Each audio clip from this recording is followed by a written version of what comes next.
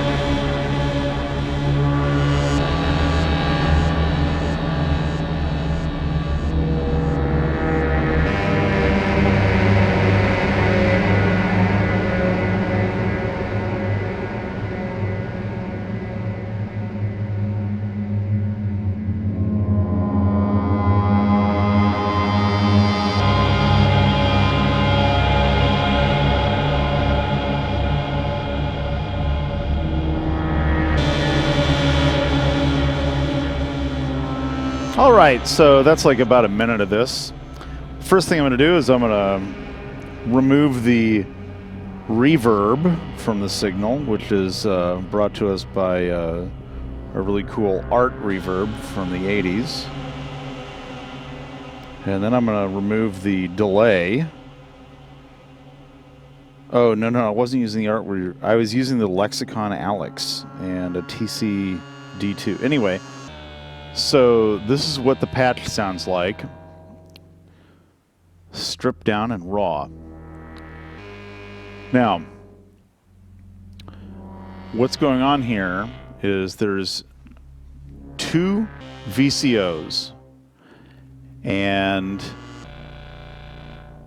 the sawtooth wave of the first VCO is going into the first channel of the dot mix.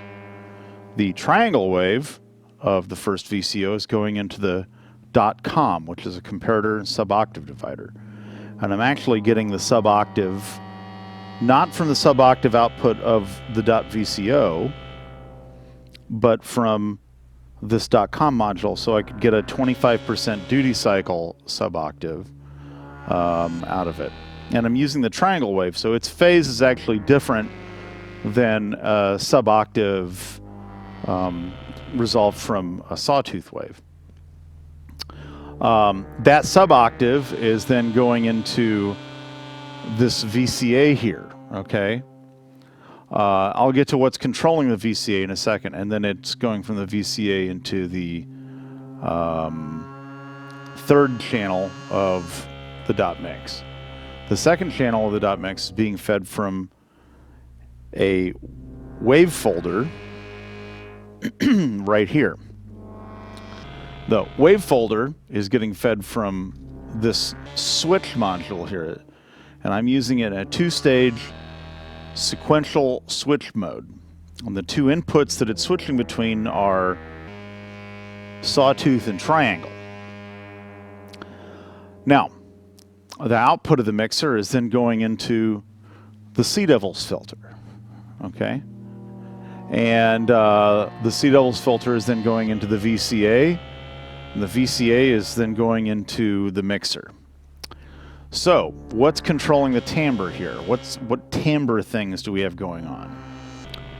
Well, the first aspect of timbre is going to be, I'm going to turn this down. This thing is doing a thing. This envelope generator is doing a thing, which I will explain in a second. This envelope generator is in a looping mode. It's looping and it's in ADSR mode. And the two outputs of this envelope generator, and this output, the first output, is controlling the filter cutoff, and the second output is controlling the VCA, which is controlling the overall signal level. The VCA ADSR loop is actually attack, hold, decay, release, okay? There's like attack, hold, decay, release. Anyway, so it's fading in, and then it's holding, and then it's holding again because I have the sustain level set all the way up. So when it's looping, this is actually a break point in between T3 and T4, or decay and release if you want to think in ADSR terms. Now, the shape that's controlling the Sea Devils filter is actually delaying in T1, which would be the attack phase controlling the VCA. So, see, okay, right? And now you hear the VCF rise, holds. Now, I'm using the gate output of T3, which is our decay phase, or whatever you want to call it, to step this sequencer, which is controlling the pitch.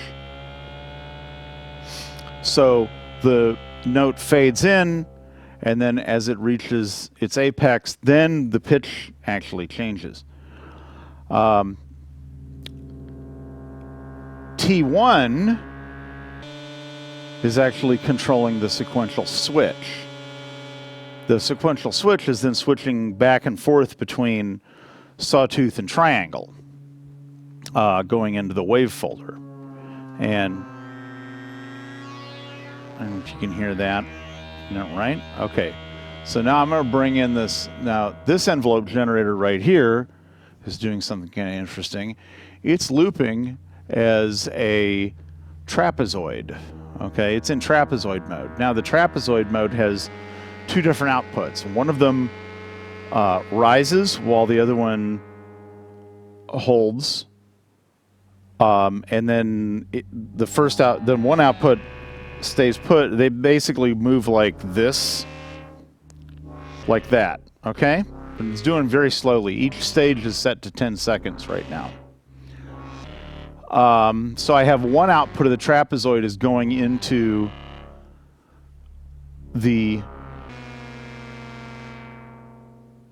time of this envelope generator, okay?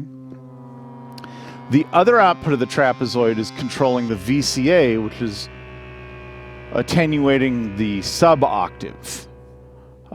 So we have a nice, cool generative patch going on here.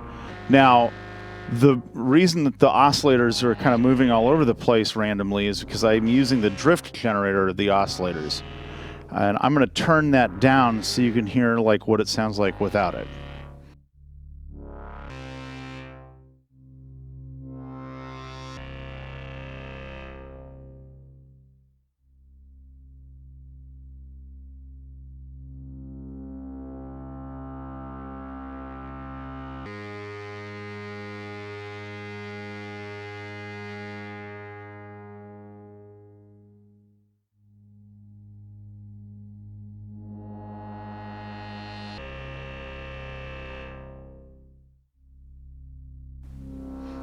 Okay. Now I'm going to return the patch to the state that I had it in at the beginning of the video. I'm going to turn these drift generators up a little bit on the modulation bus. And then I'm going to turn the effects back on. We'll bring in the delay. The delay is about a 900 millisecond delay. I think it sounds pretty cool. And then we're using the Lexicon Alex with the large hall setting. And bring that back in. And I'm going to let this patch run for another minute, and then the video will be over. So I'd like to thank you for checking this stuff out.